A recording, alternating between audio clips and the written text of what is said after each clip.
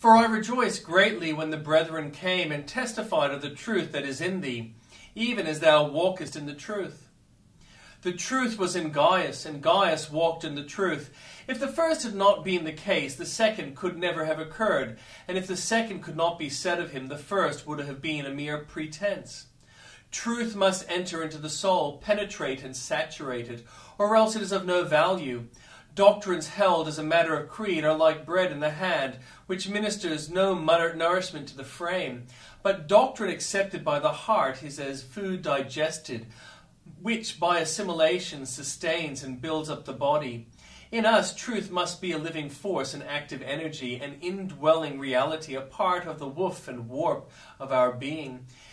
If it be in us, we cannot henceforth part with it. A man may lose his garments or his limbs, but his inward parts are vital and cannot be torn away without absolute loss of life. A Christian can die, but he cannot deny the truth. Now, it is a rule of nature that the inward affects the outward, as light shines from the center of the lantern through the glass. When, therefore, the truth is kindled within, its brightness soon beams forth in the outward life and conversation. It is said that the food of certain worms colors the cocoons of silk which they spin, and just so the nutriment upon which a man's inward nature lives gives a tinge to every word and deed proceeding from him. To walk in truth imports a life of integrity, holiness, faithfulness, and simplicity, the natural product of those principles of truth which the gospel teaches and which the Spirit of God enables us to receive. We may judge of the secrets of the soul by their manifestation in the man's conversation.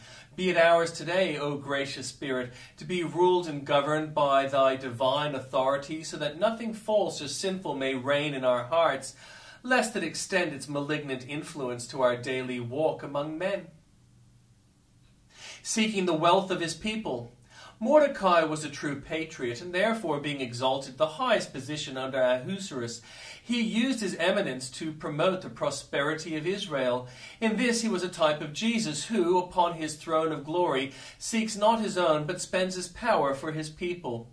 If it were well if every Christian would be a Mordecai to the church, striving according to his ability for its prosperity. Some are placed in stations of affluence and influence. Let them honor their Lord in high places of earth, and testify for Jesus before great men.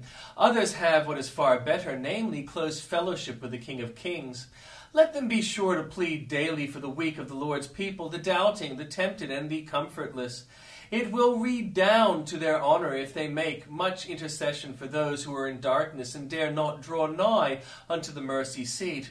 Instructed believers may serve their master greatly if they lay out their talents for the general good and impart their wealth of heavenly learning to others by teaching them the things of God.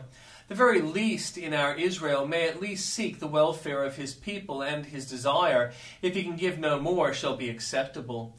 It is at once the most Christ-like and the most happy course for a believer to cease from living to himself. He who blesses others cannot fail to be blessed himself. On the other hand, to seek our own personal greatness is a wicked and unhappy plan of life. Its way will be grievous, and its end will be fatal.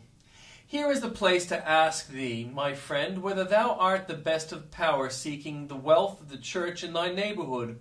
I trust thou art not doing it mischief by bitterness and scandal, nor weakening it by neglect. Friend, unite with the Lord's poor. Bear their cross. Do them all the good thou canst, and thou shalt not miss thy reward.